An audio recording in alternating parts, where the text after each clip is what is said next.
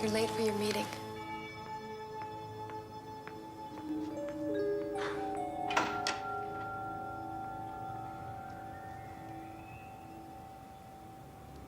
What is my schedule? You're due at the hospital in an hour, and Thomas Shea is cooling his heels in your office. Oh, good. Let him. I don't think the most powerful attorney in the city likes to be kept waiting. Mr. Shea tends to forget he works for us. Sister Margaret, you are becoming dangerously indispensable. I'm going to requisition you from the Archbishop.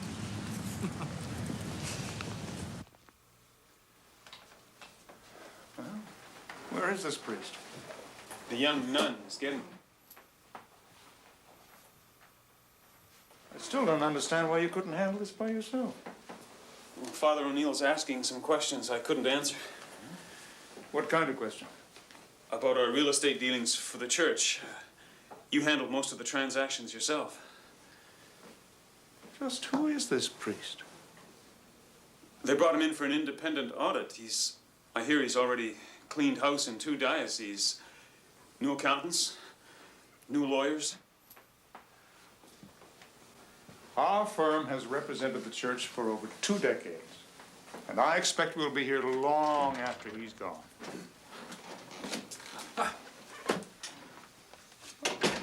Father O'Neill, I've heard so much about you. Nice to finally meet you, Mr. Shea. Bradley? Father, excuse me. I'm sorry to seem so elusive. I've been tied up on other matters. I see. Well, considering all the money we're paying, I'd have thought the church's affairs would come first.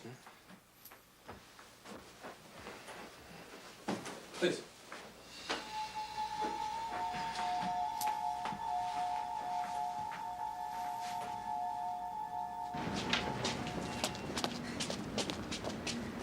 Good morning, Father.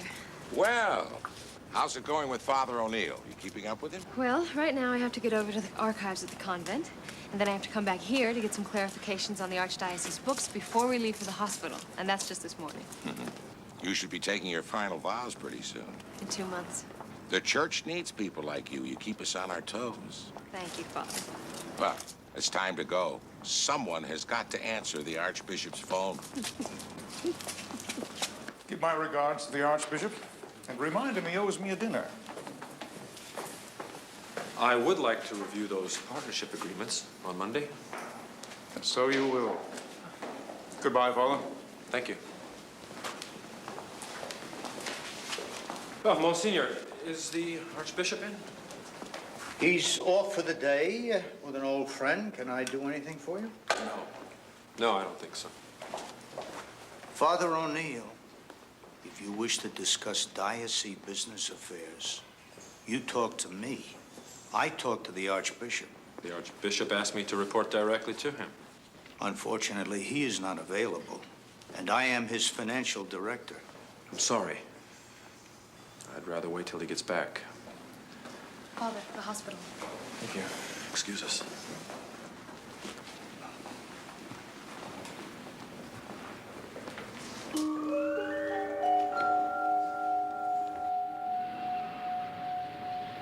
Well, we're early for a change. Maybe I'll make a few calls. Oh, no. I'm taking you to the cafeteria.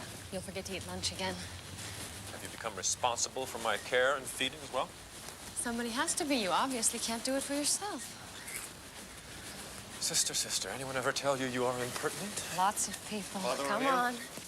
Yes. I understand you requisitioned some files from my office without my permission. Dr. Lattimore, I don't think this is the time or the place to discuss it. It's as good a time as any. Fine. Doctor, how you treat your patients, well, that's your business. But how you run this hospital, that's mine. Look, Father O'Neill, you want something from me, just ask me. I did. Several times. Excuse us. Sister? What was that about? He's incorrigible. Supposed to be a great doctor. And the worst chief of medicine any hospital ever had. He's autocratic, insulting. Because of him, all the best doctors are leaving. Well, he certainly wasn't very charming to you. At least with me, he has an excuse. He knows I'm going to recommend he be removed. How was that? Marginal. You have those budgets the hospital administrator sent over? Yes, I have them right here.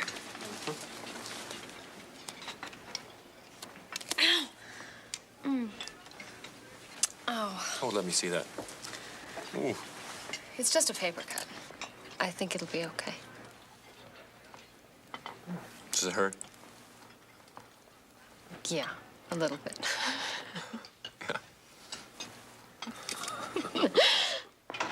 Yeah. Father O'Neill, I tried to reach you at your office. We left early. Is there a problem? Well, I couldn't get the accounts receivable you requested. Mrs. Cartwright, you're the administrator of this hospital. Can't you get me a simple piece of information? I'm sorry, but the computer went down. I'll have it in the next day or two. Well, no point in meeting until then. Good day.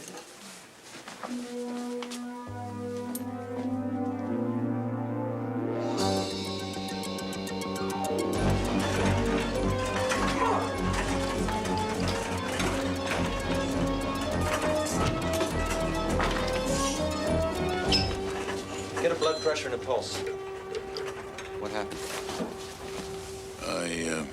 We were taking a walk. I sort of collapsed. The nurse will get your vital signs. I'll be right back. You can't stay here. I want to stay with my friend. Your Grace. You're what? Oh, John, haven't you met the Archbishop? Oh, great. I'll get the doctor.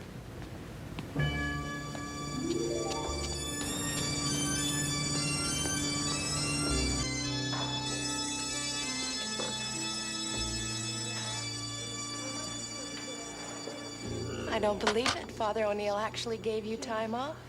Father O'Neill is very dedicated. I don't know where you find the strength.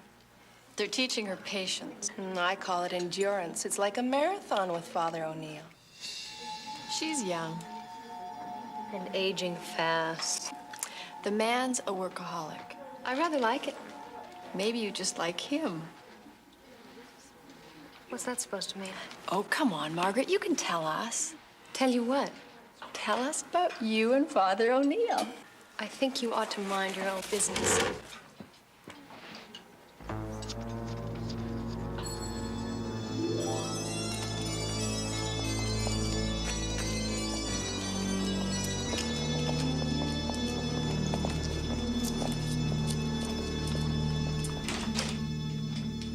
I'm sorry to keep you waiting. No problem.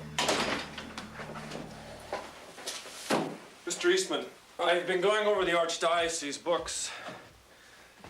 How long has your firm been our accountants? Oh, 9 years. What's the occasion? None that I know of. Well, it's the best kind of gift, a surprise.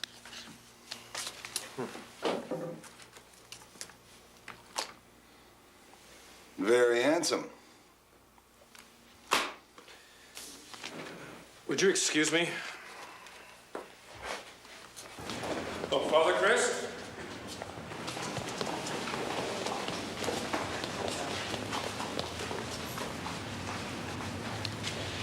Have you seen Sister Margaret? Not this morning, Father. Look what she gave me.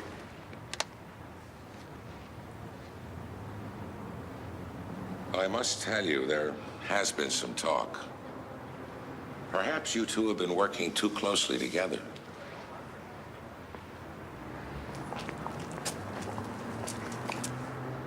I've got to put a stop to this right now. Tom, don't be too hard on her. Good morning, Father. Would you please explain this to me? I'm sorry, I don't know what you're talking about. Why did you give me this gift?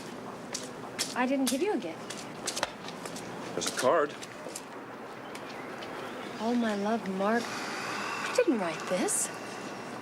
This isn't even my handwriting. Well, who wrote it then? Who else knows I always borrow your pen? Are you saying that I'm lying, Father?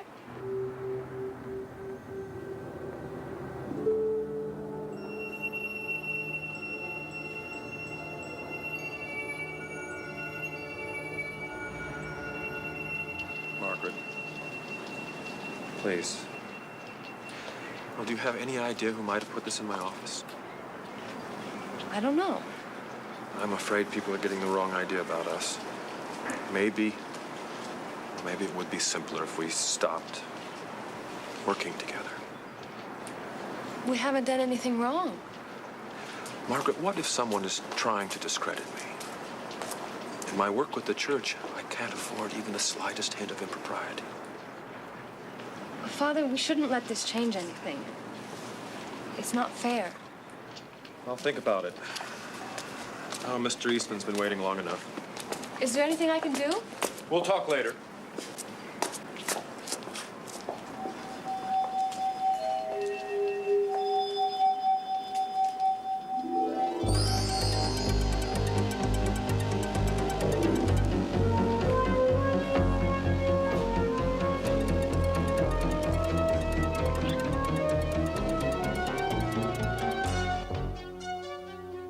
How is he? He's fine.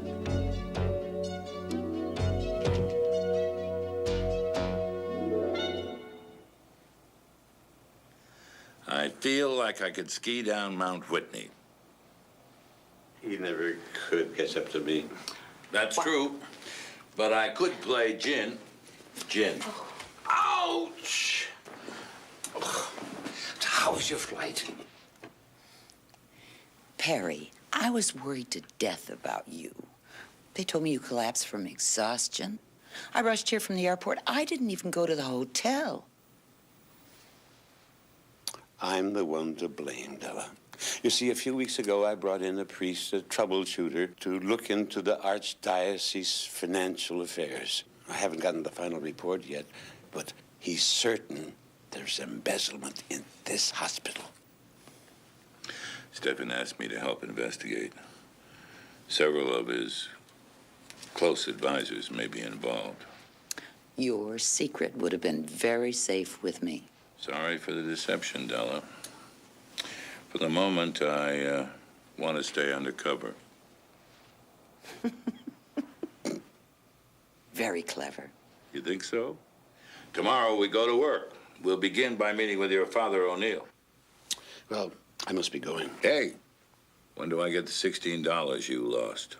When we finish the game, not before. Good to see you again, Della. Stephen. Stephen, the food here had better be good. Miracles do happen. About you. I've known that man 42 years. I've never seen him like this. It's that serious. Everything he's worked for is on the line. Hello? Of course, Father. One moment. Sister Margaret, it's for you.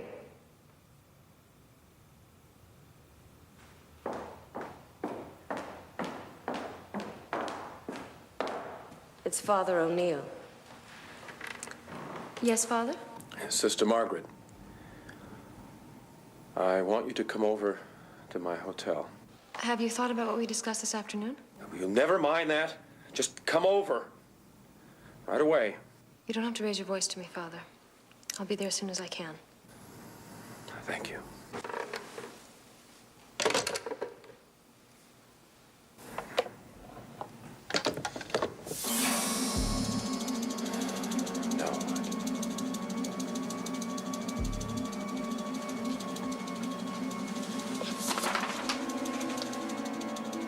Give me that. Why? It's private. Don't worry. I'll deliver it for you.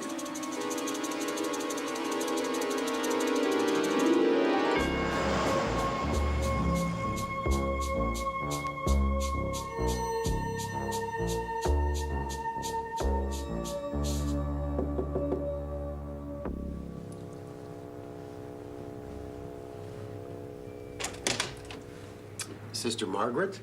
Yes? Father O'Neill had to step out for a moment. I'm Richard Logan. Come in, please. Thank you, Father. He'll be back right away. Would you care for something to drink? There's sherry. Don't I know you? No, I don't think so. Would you like some? Yes, thank you.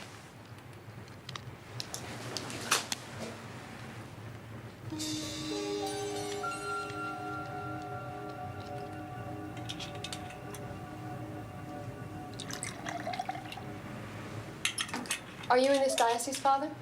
No, I'm at the Church of St. Virgil. I stop by the Archbishop's office when I'm in the city.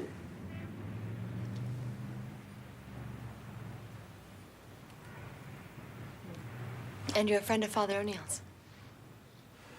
No, not really.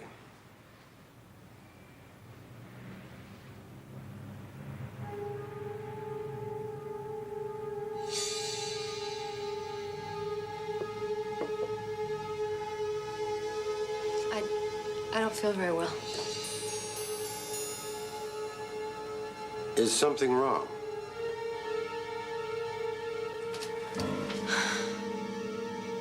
I feel very dizzy.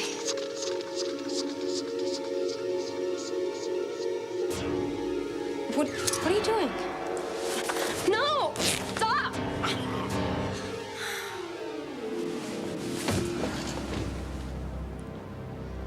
Good night, sister.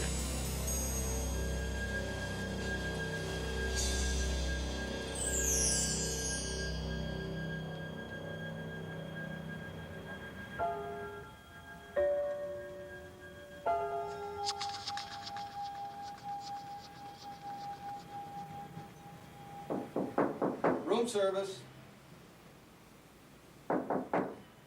Anyone there?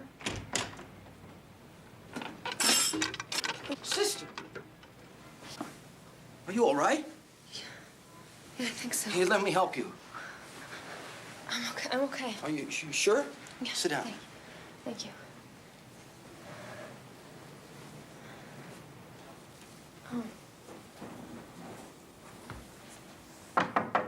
Father O'Neill?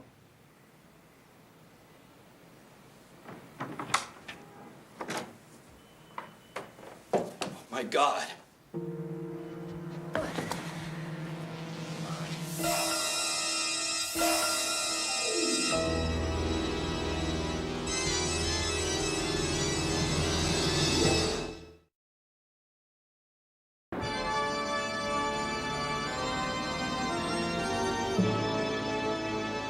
Now, you say this Father Logan gave you a glass of sherry. That's right. Sister, we've been through this suite several times and no sign of your glass. In fact, we can't even find a bottle of sherry. Maybe he took it. I don't know.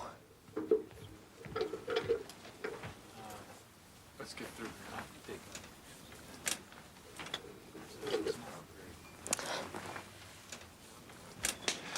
May I ask you something else, sister? Have you ever blacked out before? Have any sort of medical history? No. Oh, Sister Margaret, and how did you say you ripped your jacket? He tore it. Are you all right, my child? Archbishop Coro, this is Sergeant Brock. Oh, can you tell me what happened? There really isn't much to tell.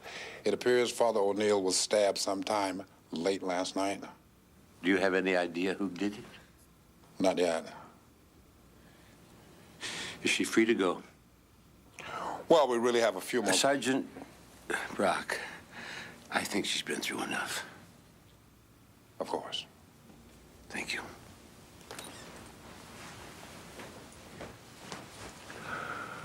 Archbishop, I'm looking for Father Richard Logan. Sister Margaret says he's at the Church of St. Virgil.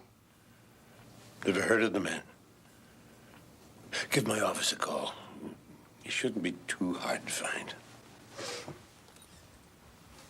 Thank you.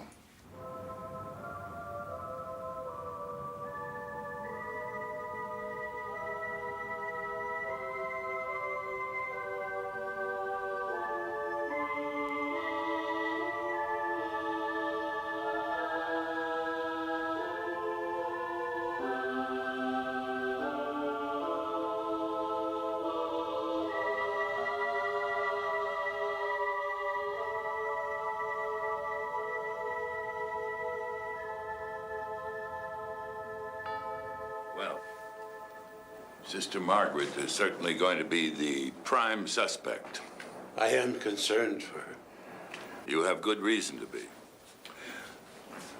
Either she killed Father O'Neill or this Logan did, and I suspect the police aren't going to find him. Harry, the press smells a scandal. I'm embarrassed to ask. Then don't. You'd better see if you can get hold of Paul. And just what do you want me to tell him? Tell him to get here yesterday. I'd like to meet your sister, Margaret. I thought you'd never ask. Margaret. I'd like you to meet some old friends of mine, Perry Mason and Della Street.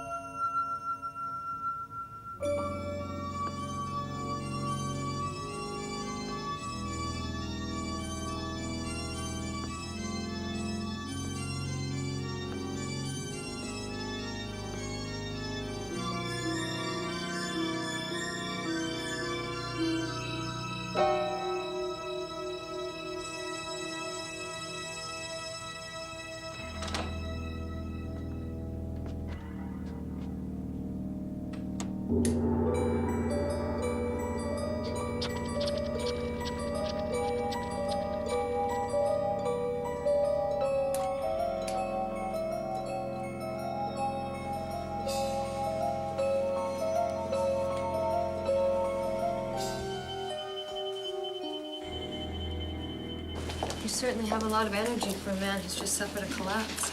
I healed quickly. Runs in the family.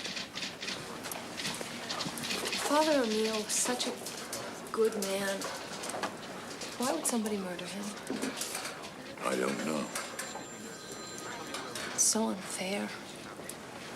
You cared for him a great deal. Yes. We distributed a sketch of Father Logan all over the city this morning. And that includes parochial schools, churches, convents, rectories, every Catholic institution from here to the suburbs. And we showed it to all the guests and help at Father O'Neill's hotel. Sir? I'm listening. No one has recognized this Father Logan. No one has ever seen him before. And there's not one single shred of evidence to show that this Father Logan was ever in Father O'Neill's room. You think Sister Margaret is lying? I don't think that there is a Father Logan. Never was. And several witnesses have suggested that Sister Margaret was close to Father O'Neill. And by that you mean? She had a romantic attachment to him, sir. That's absurd. I baptized the girl. I've known her since she was a child. Sergeant Brock, Margaret wouldn't lie, and she wouldn't break her vows. Archbishop, I'm going to have to conduct a search of her room at the convent, sir. By what authority? Have a warrant. I would have thought you'd have the courtesy to inform Sister Margaret. Thank you for your advice, sister. We'll take it from here. I'll be in my office if you need me. Thank you, sister.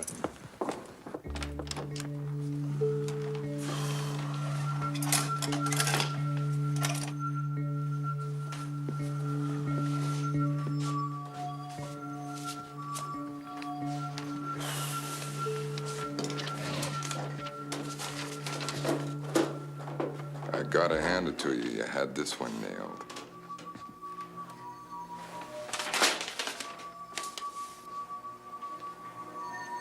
My dear Margaret.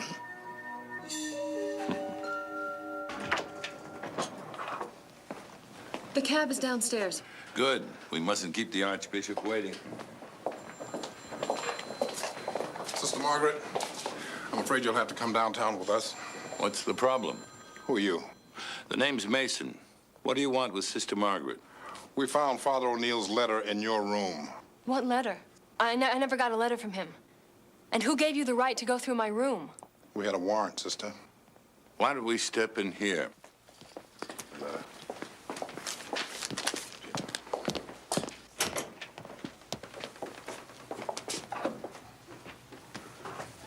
Now, where is this letter? I have a copy of it here. May I see it? I'll read it to you. My dear Margaret, I fear we have been compromised and risk ruining our careers. He never sent me a letter like that. Let him finish. We'll both be better off if we put an end to it now and don't see each other again. I'm sorry, you deserve better than to sign Tom. Mr. Mason, you have to believe me. How do you know that's from him? Oh, it's his, all right. We ran a handwriting comparison. That letter, it's about our working together, but he never gave that to me. Sister Margaret, I don't think there is a Father Logan. He was there. And I swear to you, he was there. I don't think so. Why not? Because I think that she was in love with Father O'Neill. That is not true. We have this letter. You were seen holding hands. There was a lover's quarrel over a gift, and he ended your affair. There was never any affair. Sister Margaret, I think that you went up to his room, and I think you went up there to plead with him not to end it. I think maybe there was a moment between you two, and then you blacked out. But you blacked out after you killed him. That was not what happened. That's enough, Sergeant. Sir, we have her fingerprints on the knife that was used to kill Father O'Neill. Someone could have put the knife in her hand after she blacked out. Sister Margaret, I'm placing you under arrest for the murder of Father Thomas O'Neill. You have the right to remain silent. I'll advise her of her rights. Are you her attorney, sir? I am now.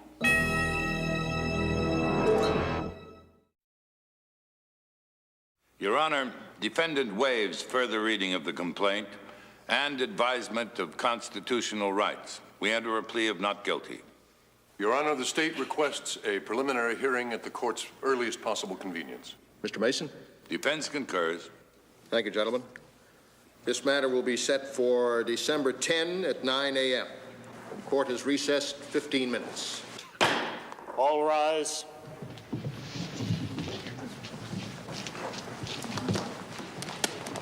Mr. Mason, Michael Rustin. Possibly you remember I appeared before you in appellate court. Yes.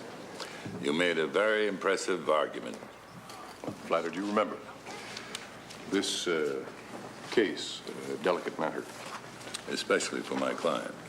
Mr. Mason, you have a reputation for not cutting any deals. I'll see you on the 10th.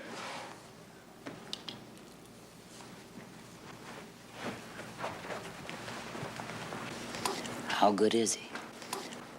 Very. Where's Paul?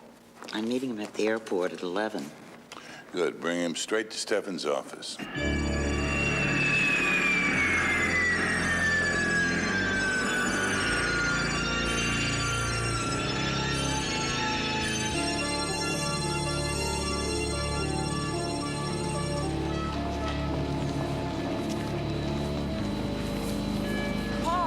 Paul, over here.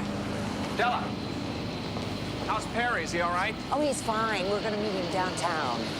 Wait a minute. Your message said he collapsed. He was in a hospital. Well, actually, he's just fine. You must be freezing. What am I doing here, Della? Well, there's a case and... A case? You've heard of Stephanie Harris, the most beautiful model in the history of California? Her father was paying me to accompany her to Tahiti. Now Howard Burton is in paradise, and I am here. I'm freezing. Will you please get in? What is this case? Well, there's a nun. A nun? Yes. I'll fill you in on the way. Get in. Terrific.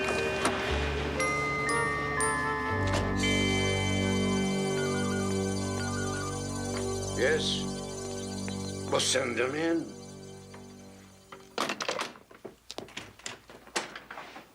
Hello. Hello. Archbishop Coral, Sister Margaret. I'd like for you to meet our private investigator, Paul Drake. How do you do? How do you do? Hello. Hello? Hi. Aren't you cold? I left in something of a hurry. You'd better get some warm clothes before you catch pneumonia.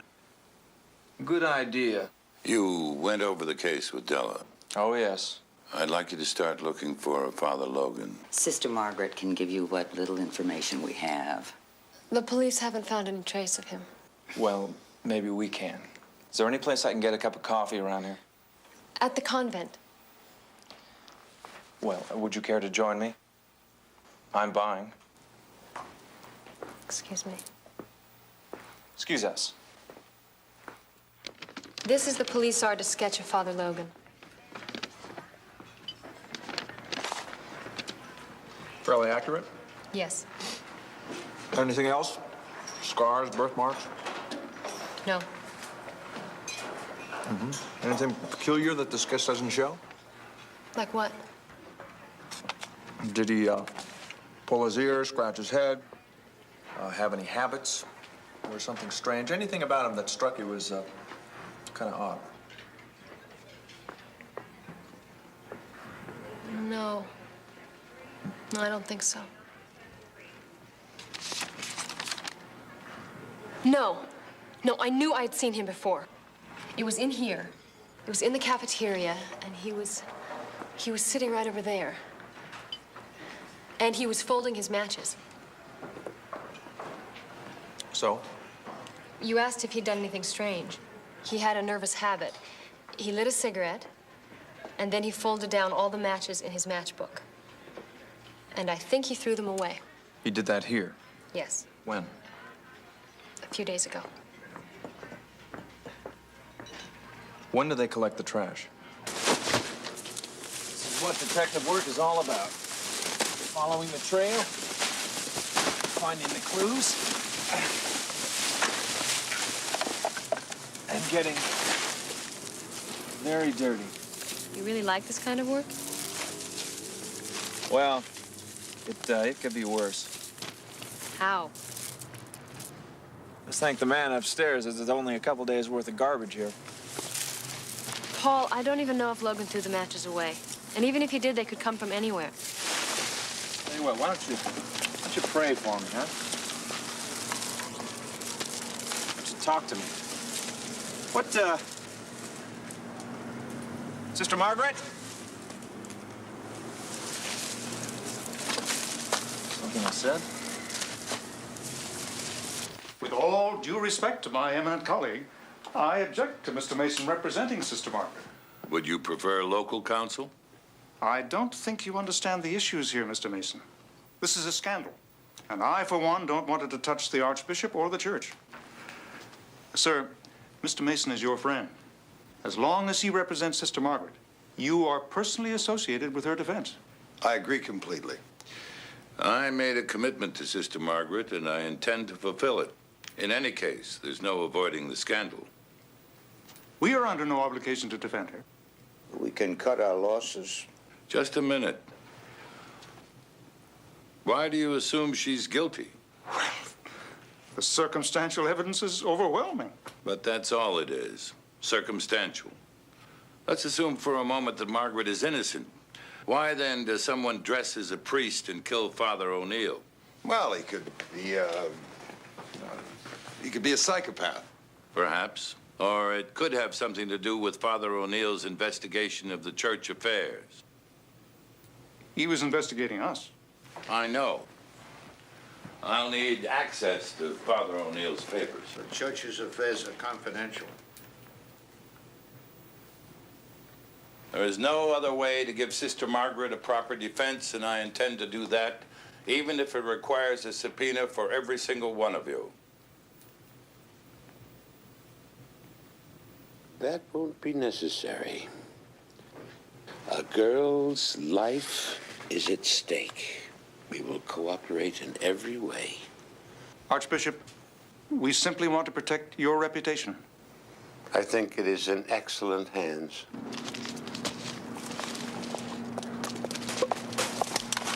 You need help. Now, what's a nice girl like you doing in a place like this? This is something that I always felt I must do. Yeah? You happy here? Mm-hmm. Sister Margaret, may I ask you something of a personal nature? Sure. Did you ever date when you were younger? A little. You ever miss it? I find great comfort in the church. Well, that's a shame. What do you mean by that? Well, I just meant that, you're very pretty, I think quite bright, and I would guess there's a lot of young men out there who would find you very appealing. That's all. Well, Mr. Drake, I'll take that as a compliment. Well, please do. And while you're at it, take a look at this. What do you think? That's the way he folded them. You sure? I saw him do it in the cafeteria and at the hotel. Where are they from? Westlake Health Club. Time for me to work out.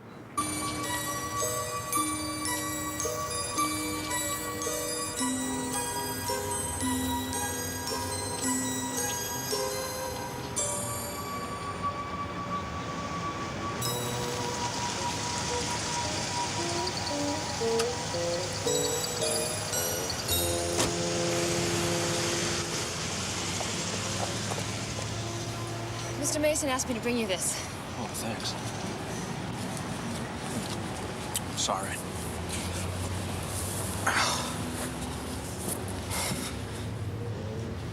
Perfect, eh? Any sign of Logan? Not yet. Margaret, you better go. Don't you want some company? I'm trying to be inconspicuous. Having you here doesn't help.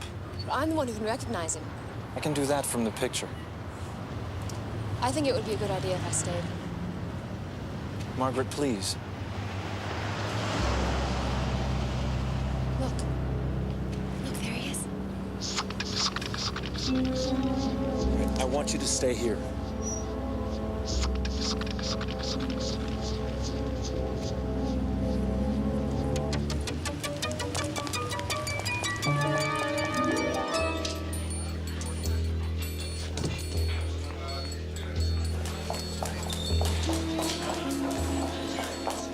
You to wait outside. This is no time to argue. Excuse me, a guy came in wearing a black jacket. Where is he?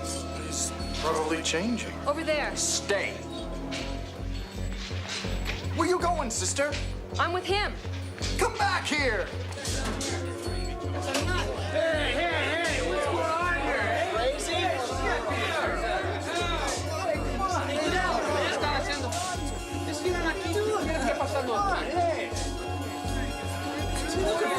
Hey!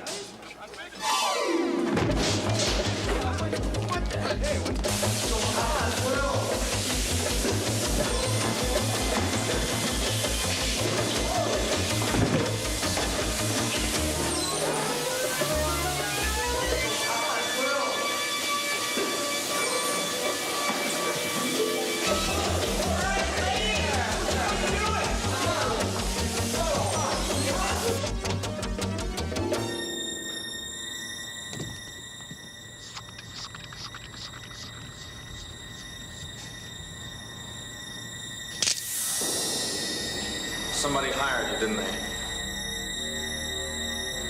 Now, wait a minute. Wait a minute. Let's make a deal here, all right?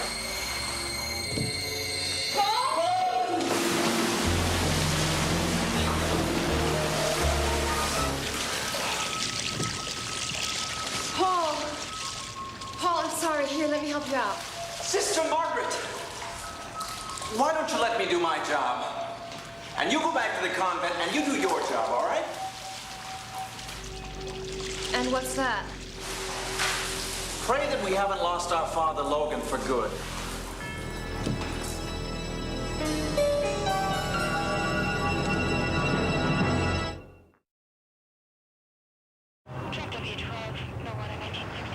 All right, how often did he come in here? Oh, I don't know, 3, 4 times a week. Did you ever see him with anyone? Did he have any friends? Drake, I'm not keeping you away from anything, am I? No. How long has he been a member here? 6 months. 6 months. That means this man must have been a resident. Go away, Drake. What? Go away. Oh. All right, well, I'm going to be right over here if you need me. Please. Perry, the man we call Logan was registered here under the name of McGrath. Unfortunately, it appears that the name is a phony. So's the address. At least we know he exists. And knows we're looking for him. Well, you certainly were chasing someone that looked like this. This is the man who said he was Father Logan. Yeah, but I got nothing to tie him into the murder. You certainly can't arrest a man for running through a health club. Sergeant, I swear to you, he was in that room.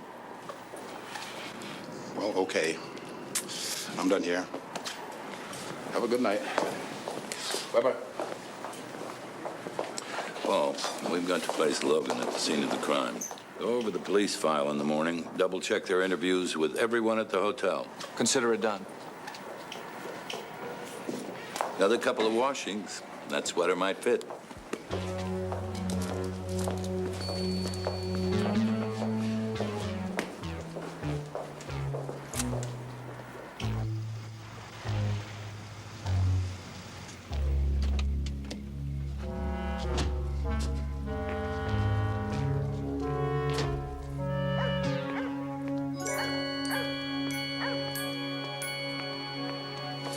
I'm sorry Logan got away.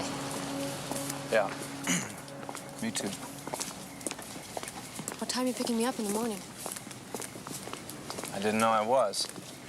Do you want me to go with you? I don't think so. You were right. I shouldn't have followed you into the health club. And I said I was sorry. Look, sister, I don't want to get into this, all right? It's late. I'm wet. We're both tired. I'll keep you informed. Good night.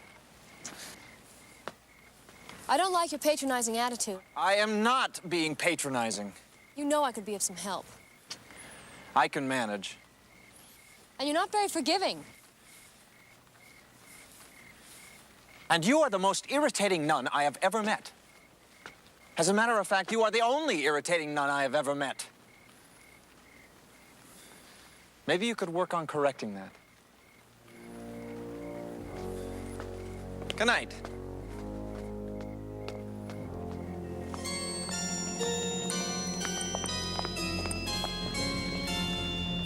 There was a card. It was attached to the gift that Father O'Neill found on his desk. And I'm sure that he filed it away somewhere. It isn't worth getting upset over. Well, it wasn't my handwriting. And he thought that someone might be trying to discredit him.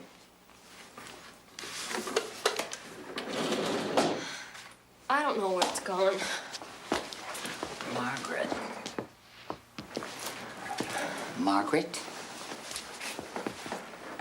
It's not going to get any easier. Good morning. Morning. We've been organizing some of Father O'Neill's papers.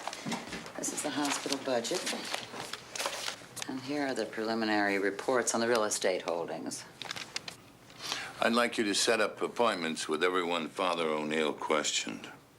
I wasn't present at all of his meetings. Well, whatever you can recall, give to Della. Where's Paul? Out solving this case single-handedly. He went to buy some clothes, and then he was going to go see the police. Sister, see if you can find Monsignor Kaiser. I need to talk with him.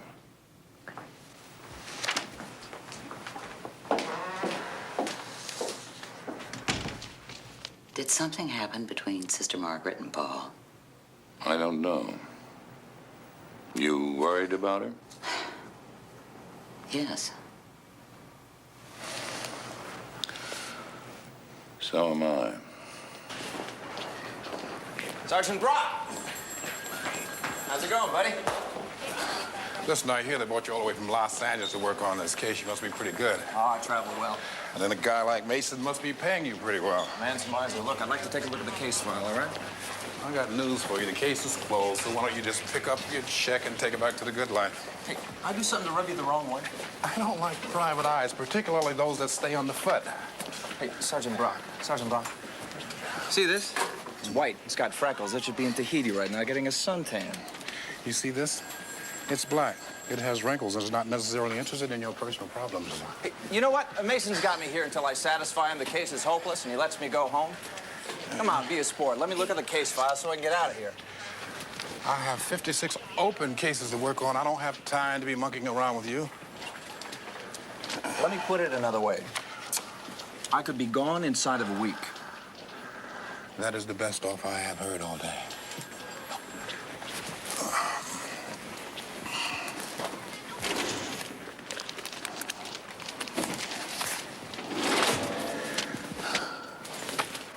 A week. Thank you.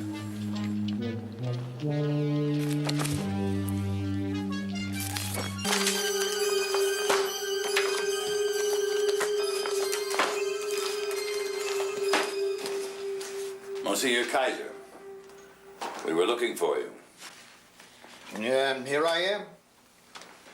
Possibly you were searching for Father O'Neill's recommendation. Actually, I need the disbursement file. You mean this? Yes, thank you. Were you aware Father O'Neill was going to recommend that you be replaced? No, I didn't know that. It's no secret you weren't pleased that he was here. Who told you that? Was it because he reported directly to the Archbishop? Mr. Mason, the man was an opportunist. He was brought here for a simple audit, and he turned it into an inquisition. I understand you left a successful business career to join the church. I came here because I felt that my talents would be appreciated, and I could work on something I believed in. So, being removed from this position would be a terrible blow. Tell me, Monsignor, what would you have done if you had found this recommendation? Mr. Mason, I deeply resent your implications. I don't blame you. Good day, sir.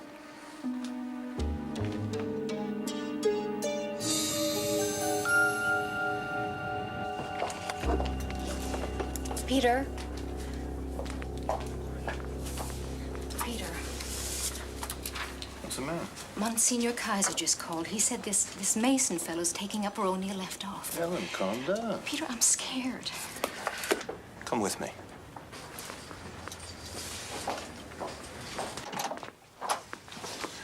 Look, I don't have much time. Mason's going to be here any second to see me. But what? What are you going to say to him? Ellen, for God's sake, pull yourself together. I'm not going to implicate you. We're in this together.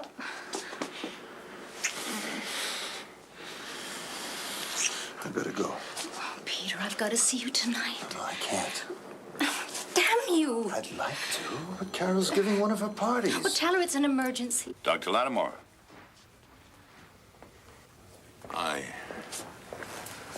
I didn't mean to intrude. The nurse told me you were here. I'd like you to meet our administrator, Ellen Cartwright. How do you do? Nice to meet you. I was just leaving. Thank you. So, how are you feeling? Never better. Your recuperative powers are amazing. It runs in the family. Well, I wish I could help you with Sister Margaret's defense. I've always liked her. Perhaps you can. I gather Father O'Neill felt the quality of medicine had fallen under your tenure. What the hell did Father O'Neill know about the quality of medicine? He seemed to think you were driving good doctors away. That's ridiculous. Look, I'm not the problem. Go on. Well, you're going to find this out anyway. This hospital is habitually short of equipment and supplies. That's why those doctors left. There's never enough money. There's never enough money. person in charge of the physical operation of the hospital is Mrs. Cartwright, is it not? That's right. And under the circumstances, I think Mrs. Cartwright is doing a terrific job. Under the circumstances, I'd be surprised if you didn't.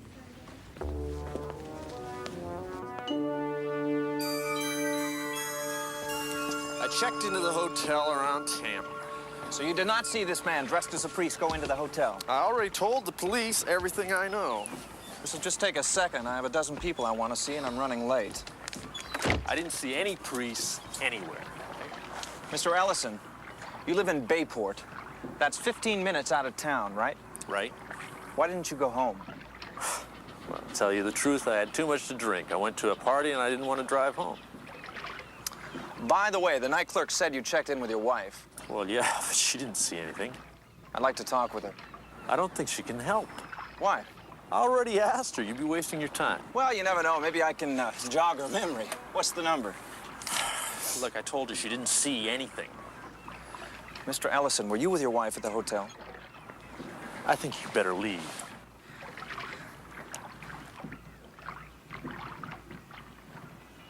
Operator, yes, the number in Bayport for a Mr. and Mrs. Ellison, please. Just what the hell do you think you're doing? Thank you.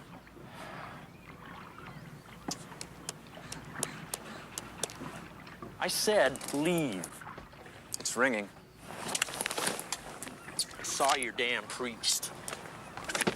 Look, my wife finds out what I was up to, she'll kill me. We'll keep you out of it. My friend and I were coming into the back entrance of the hotel. This priest gets out of a red and white cab, follows us in. You don't see priests sneaking in and out of hotels very often. We thought it was funny. Did you see him go upstairs, go into a room? Saw him get out of the cab and come in. That's it. That's enough.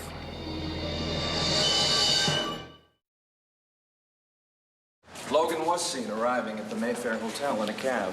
Have you spoken to the dispatcher? For a small sum, which I'm sure you'll reimburse me for at a later date. He gave me the name of the driver. I know where to look for him this afternoon. Paul, we need Logan. I'll find him. What did you come up with? Well, we've been over the hospital records. The good father was correct. Someone is stealing them blind.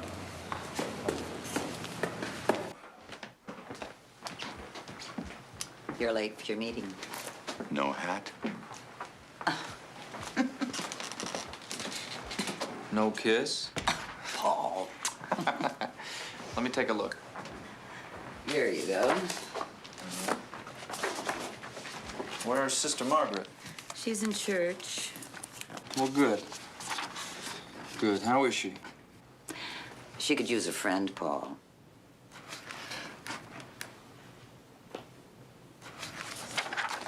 Why are you looking at me? What happened between you two? Nothing. Well, I don't know what it was, but she's very upset. You know, everyone around here is shunning her. She's alone, Paul, and she's scared.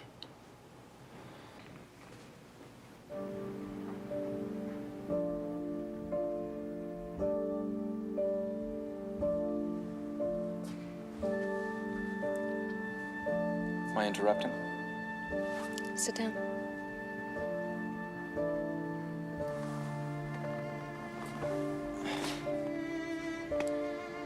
I got a new lead on Logan.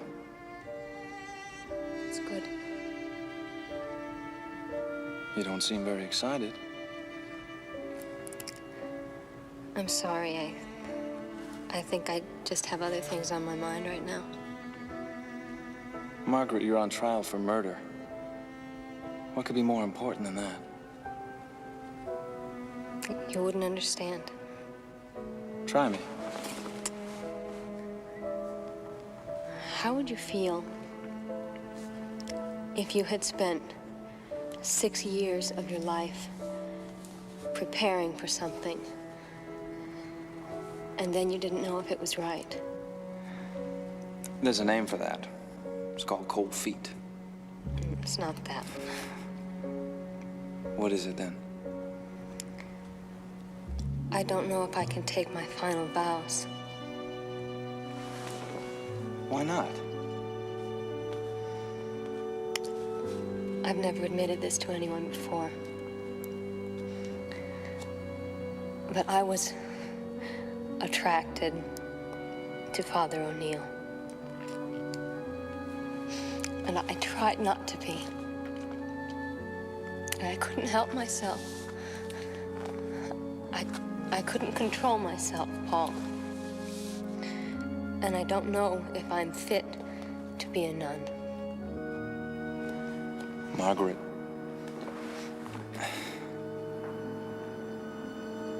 You're a human being.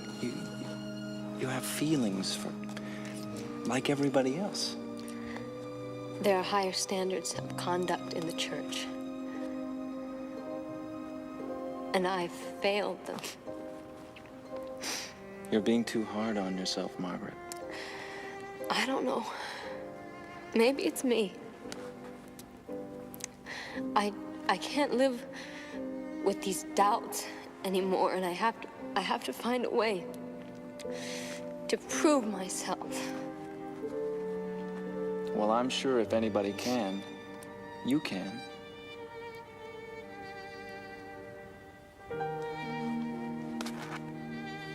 Do you really think so? Margaret, you are the most obstinate woman I have ever met. And I have no doubt that whatever you set your mind to, you can do.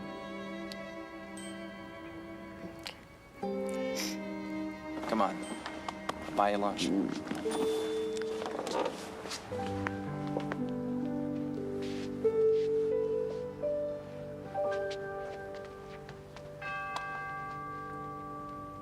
Your experience in real estate seems to have served you well. Actually, I built this place. I wasn't referring to your house. Mr. Mason. Good, you're here. I wanted to go over some of the real estate transactions that have been made for the church. I thought you might have something to add. Anything specific? Yes. Possibly you could explain this to me.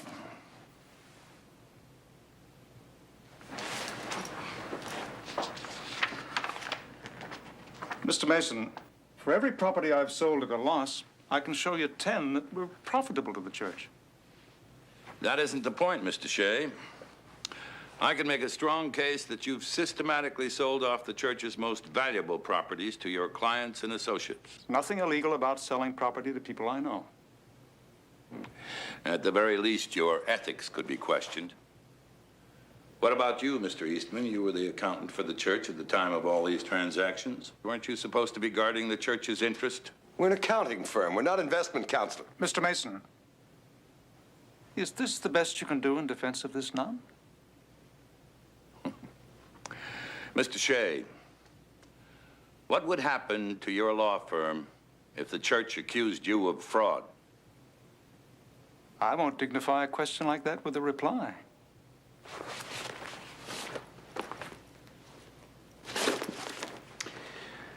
I can understand why, Counselor.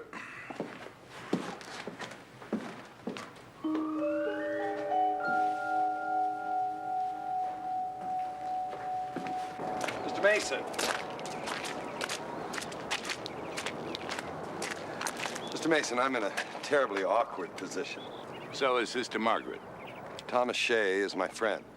The church is your client, and an innocent girl is being charged with murder. Mr. Mason, I swear I didn't know he was selling that land to his friends.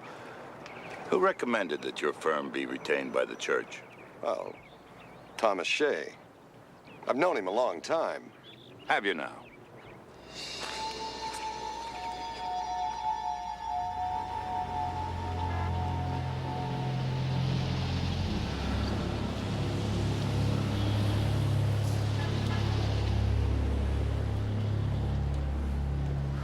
Della told me you found Logan. Cab driver said he picked him up right over there. Perry, this is no place for you. There's no place for either of us. Your timing's perfect. There he is. Excuse me.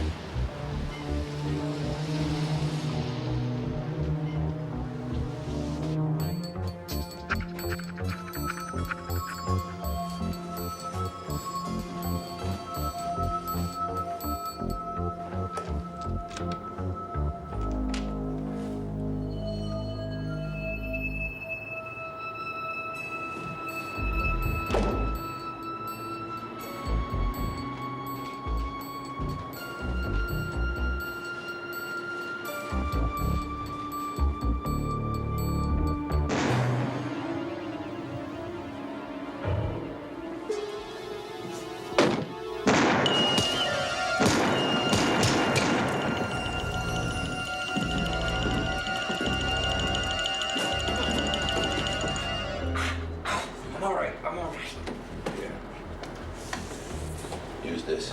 Keep it tight. Now, what happened? Somebody's in that room with Logan. All right, I want you to stay right where you are. Harry, stay put.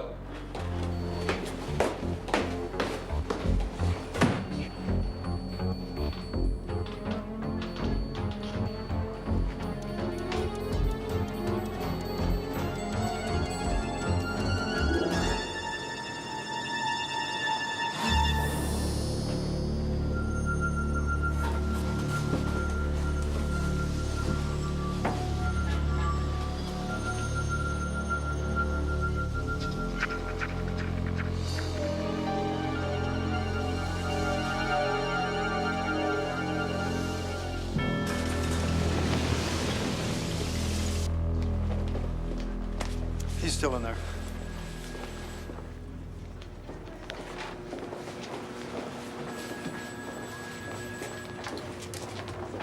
Driver, why did we have to wait over 20 minutes for you to arrive? We were busy. With that outfit, waiting 20 minutes is nothing. Why don't they do something about it? The hospital's got an exclusive contract with this ambulance service. In my humble opinion, they haven't got the men or the vehicles to do the job. But the hospital won't change companies.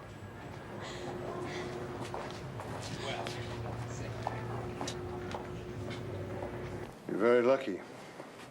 Here, hold that. It's just a flesh wound. You feel weak? No. Why? You lost some blood. What happened? Somebody took a shot in the dark. Did you see who? No. How is he, Doctor? He's going to be just fine. I'll have the nurse bandage him up. You all right? Yeah, fine.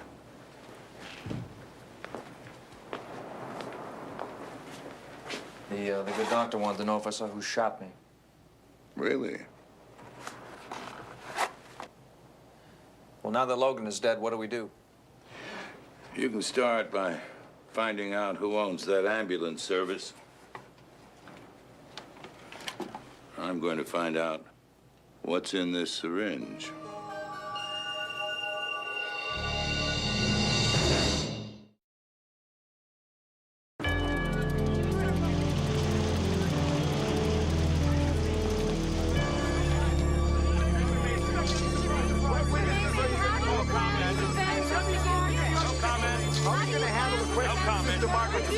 Let us through, please. How would you handle the Archbishop, Sister Margaret's affair, Mr. Thank you. Mr. Mason. One question, Mr. Mason.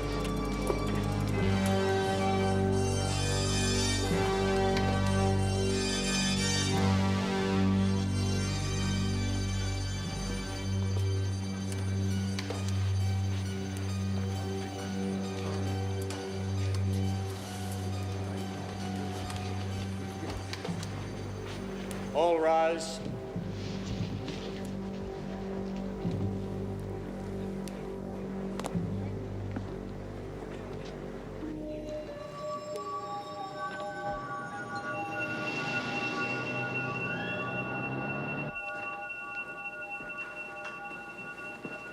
Hello? Hi. Can I help you? I'd like to find out who owns the Centurion ambulance service. Can I sue? What? The leg. Oh, no, I'm in kind of a hurry. Clock me.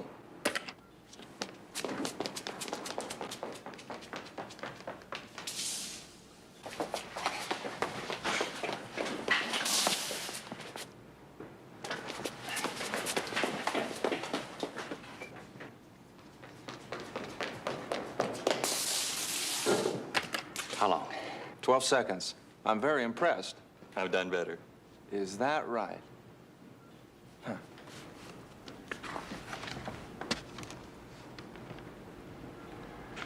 You got what you want? Looks like some kind of holding company. Thank you.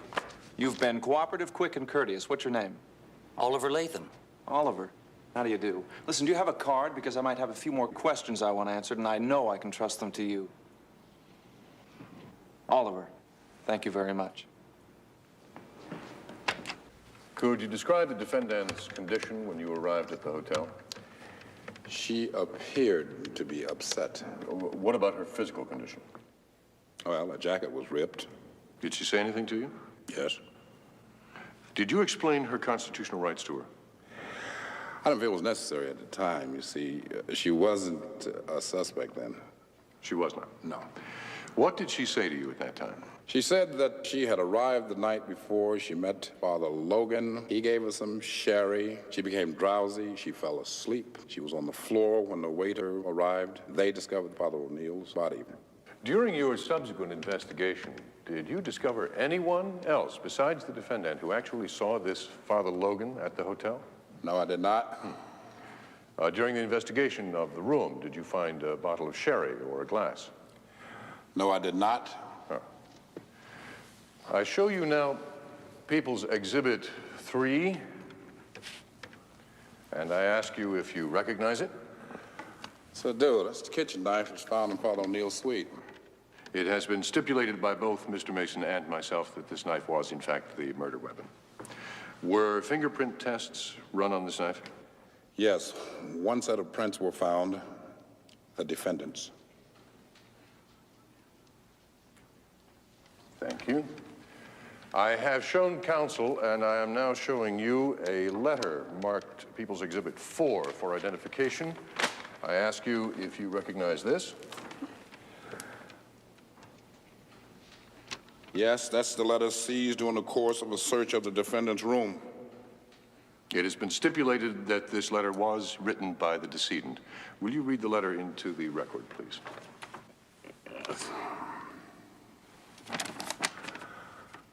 The letter says, "My dear Margaret, I fear we have been compromised and risk ruining our careers.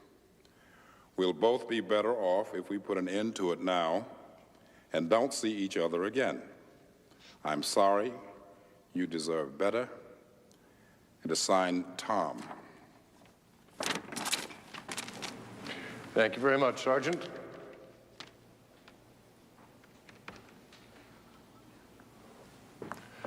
Your witness?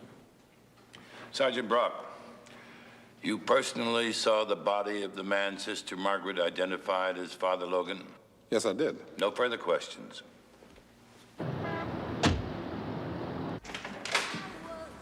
Hello. How may I help you?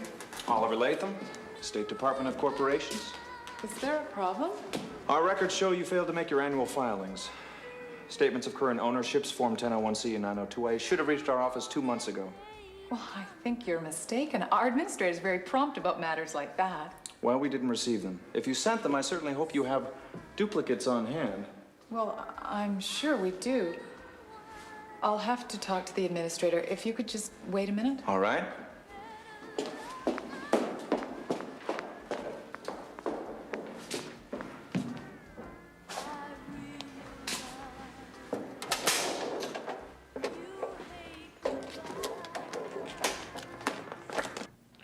On the day Father O'Neill died, did you see him?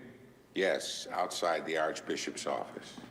Did he seem distracted, upset?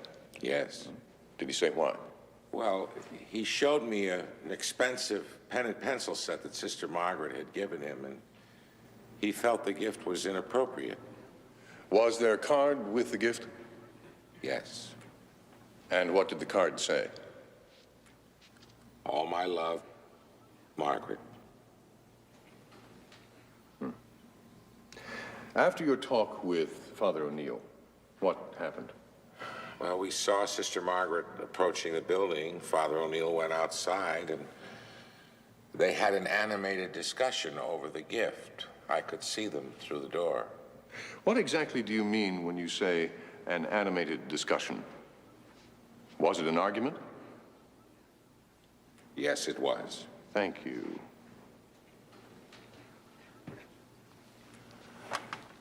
Father De Leon, How did you happen to be at that door? Well, I was cleaning my glasses. I didn't mean to eavesdrop, but the fight occurred right before me. Then you didn't have your glasses on. Excuse me? Could you repeat the question? I said you didn't have your glasses on. No, but I could see them clearly. I only need the glasses for reading. Don't you also wear them for hearing? Just now you couldn't hear me, so you put on your glasses. Father, isn't there a hearing aid in your glasses? Yes. So you couldn't hear a word they said, could you? No, I couldn't. You don't know for a fact they were discussing the gift, do you? No, I don't. Did you continue to watch their discussion? No, I didn't want to intrude. Father De Leon, you've admitted to this court that you didn't hear one word that was said. You don't know if they were discussing the gift, and you've no idea how the argument ended. You only assumed what happened. Isn't that true? Yes, I suppose it is true. I really don't know what happened. I'm sorry.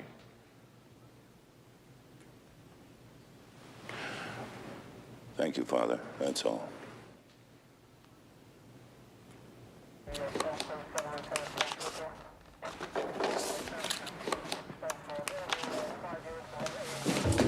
Drake! What do you think you're doing?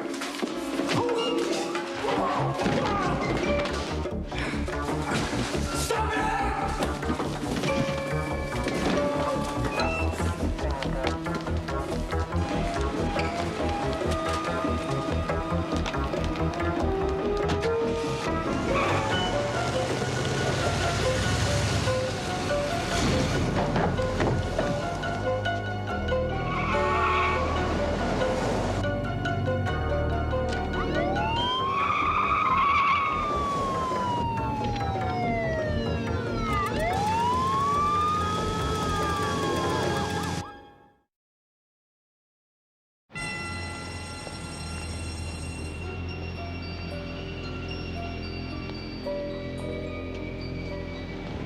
It's out of the question.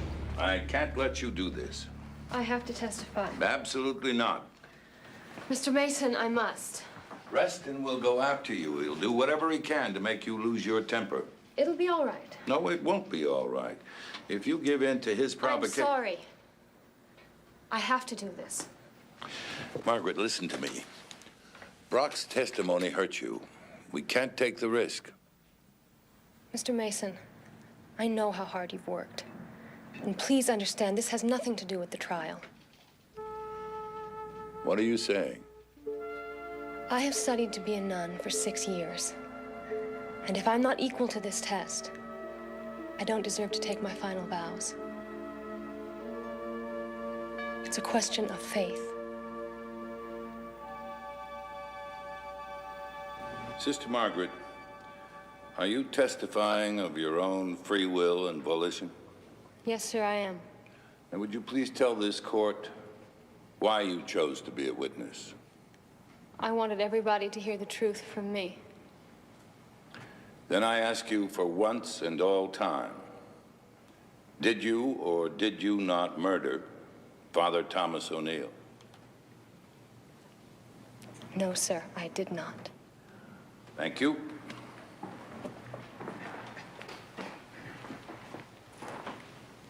Your witness.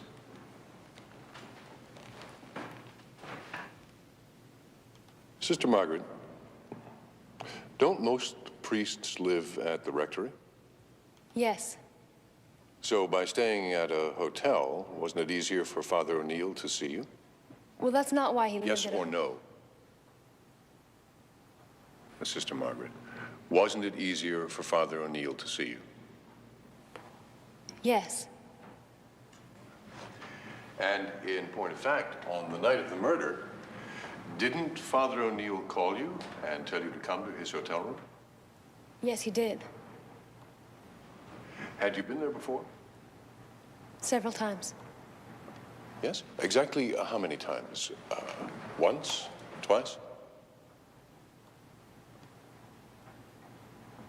4 or 5.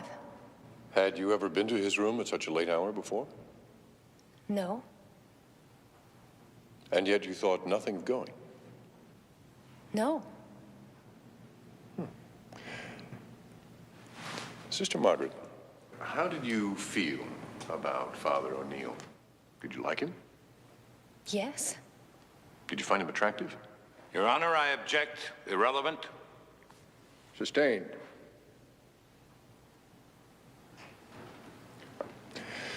We have heard testimony that you were seen holding Father O'Neill's hand in public. Is that true? I cut my finger and he was looking at it. You gave him an expensive gift, didn't you? No. No, I didn't. I call your attention to People's Exhibit 4. Do you recognize this letter written by Father Thomas O'Neill to you? No. Sister Margaret, we have the testimony of a handwriting expert that this was written by Father O'Neill. Would you like to reconsider your testimony? Sergeant Brock showed that letter to me, and that was the very first time that I saw it. This was addressed to you. This was found in your room, and yet you're saying you never received it? That's right. You want us to believe you didn't get this note? You want us to believe you didn't give him the gift? Sister Margaret, isn't it true you were in love with Father O'Neill? I object. This is irrelevant. Your Honor, Mr. Mason and his client have opened the door to this line of questioning. Your Honor, the prosecutor's questions exceed the scope of direct examination. I loved Father O'Neill.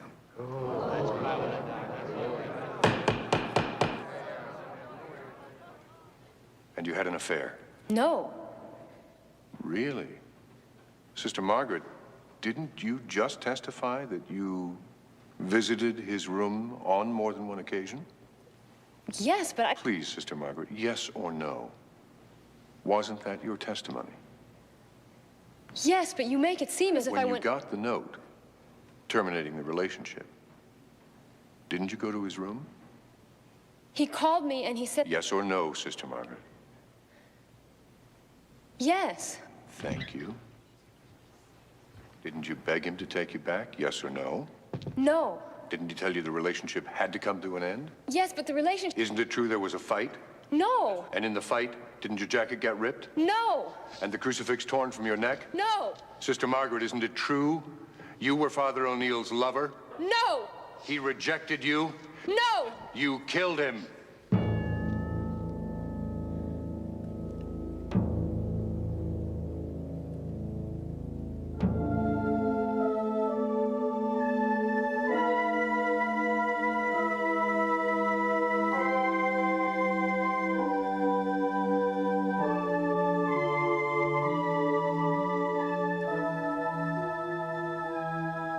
No, Mr. Reston. That is not true. No further questions.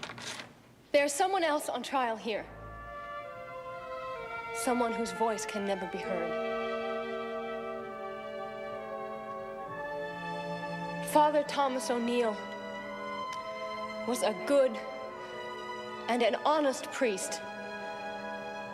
And there's not a person in this courtroom who can question his integrity.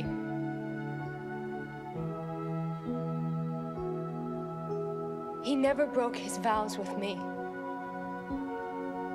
I never broke mine with him.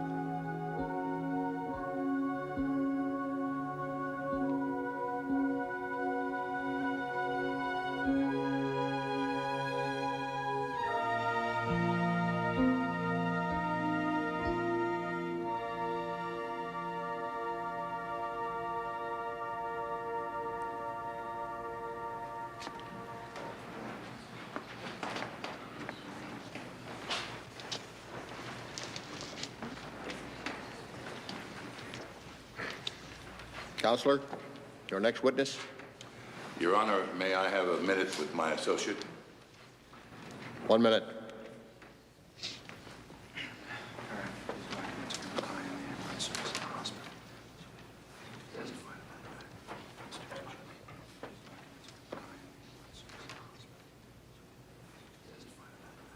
Get her here as fast as you can.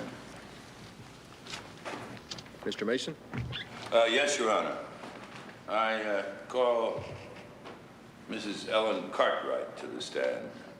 Mrs. Cartwright, you are the administrator of St. Mark's Hospital, is that correct? Yes. Is your job there your sole source of income? Yes. Don't you have any investments? Few. Your Honor, I object. This line of questioning is totally irrelevant. Your Honor, I will shortly show the relevancy of this testimony. Overruled. Now, Mrs. Cartwright, about your investments. Would one of them be the Centurion Ambulance Service? Yes, I have some money in that company. Centurion serves a number of hospitals, does it not? Yes. And one of them is your hospital, St. Mark's? Yes. Mrs. Cartwright, isn't it true that you and your partners are the sole owners of the Centurion Ambulance Service? I really don't see what the... Please, just answer the question. Yes, it's true. One last question. And Mrs. Cartwright, I remind you, you are under oath. Now, who is your partner in the Centurion Ambulance Service?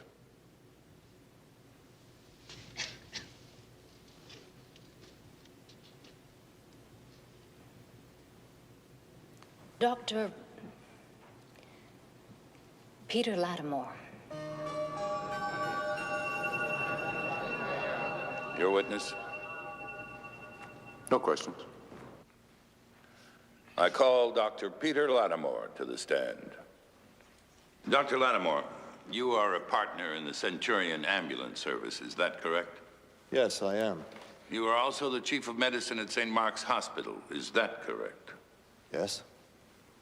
Last Friday night, in the emergency room of St. Mark's Hospital, did you treat Paul Drake for a gunshot wound? Yes, I did. How did you happen to be at the hospital at that hour? Were you on call? No. Were you looking after a patient? I don't remember. It may have been a post-op. Dr. Lattimore, weren't you at a restaurant with friends and weren't you called to the phone by your service? I don't remember. Didn't you rush out without finishing your dinner? I said I don't remember. Doctor, do you usually treat patients in the emergency room? No. Yet you sent the young resident, Dr. Williams, away and treated Paul Drake yourself. Yes. Did you examine his wound? Yes. What was the indicated treatment? It was superficial. I had the nurse bandage it up. Was any medication required? Only what was necessary to cleanse the wound.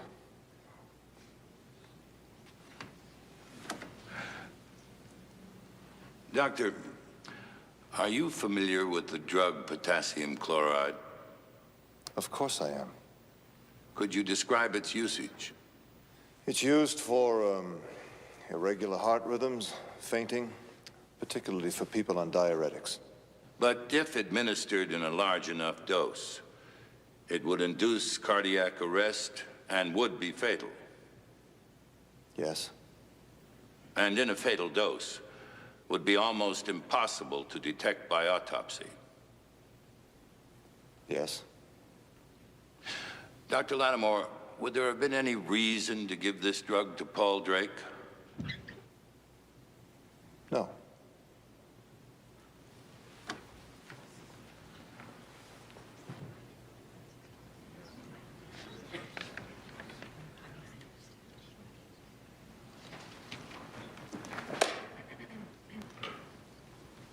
Now, if I were to show you a syringe from St. Mark's Hospital, taken from the emergency bay after you treated Paul Drake, wouldn't it be filled with a fatal dose of potassium chloride? I don't know. Dr. Lattimore, isn't it true you received a phone call from someone who ordered you to the hospital to kill Paul Drake? Your Honor. Isn't it true that the person who called you knew you embezzled money from the hospital for your investments, including the Centurion ambulance service? Multiple And isn't it true that the person who called you ordered Logan Mr. Mason! to kill Father O'Neill? Mr. Mason! This court will come to order. Mr. Rustin, your objections are sustained. Thank you. I have no further questions, Your Honor. But I would like to reserve the right to recall this witness to the stand. Mr. Rustin, I have no questions at this time. step down.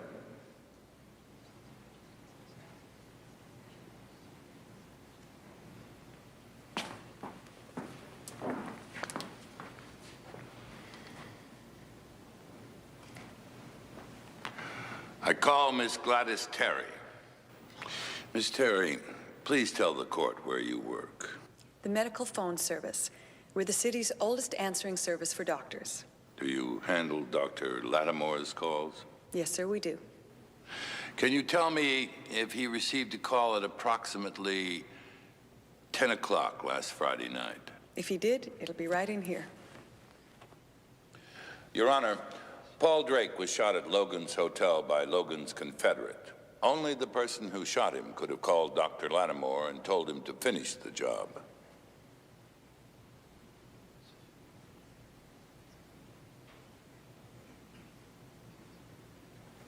Now, Miss Terry, what did you find?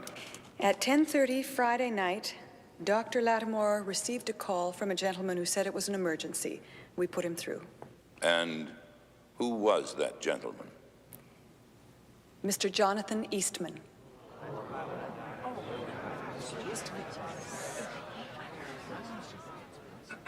Your witness. No questions. You may step down.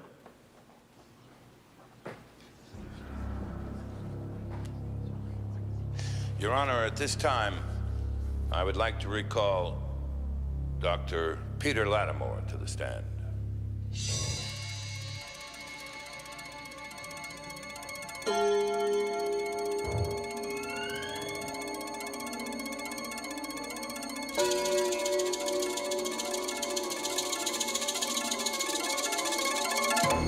All right.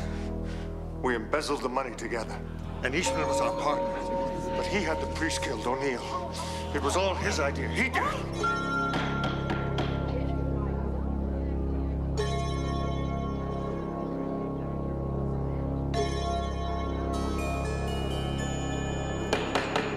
Order! Order! This court will come to order. Your Honor, the people move for a dismissal. Case dismissed. All rise.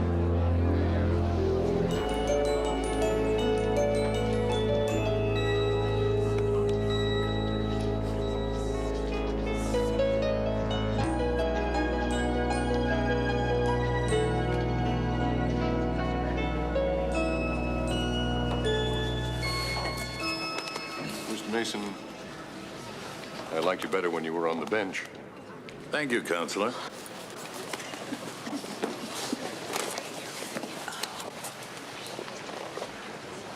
Terrific. Terrific. Now, remember, you heard it here first. You were right. I am the most obstinate woman that you have ever met. Thank you. Goodbye. Bye-bye. As soon as I can, I'll come down to L.A. I'd like that. Thanks, Perry.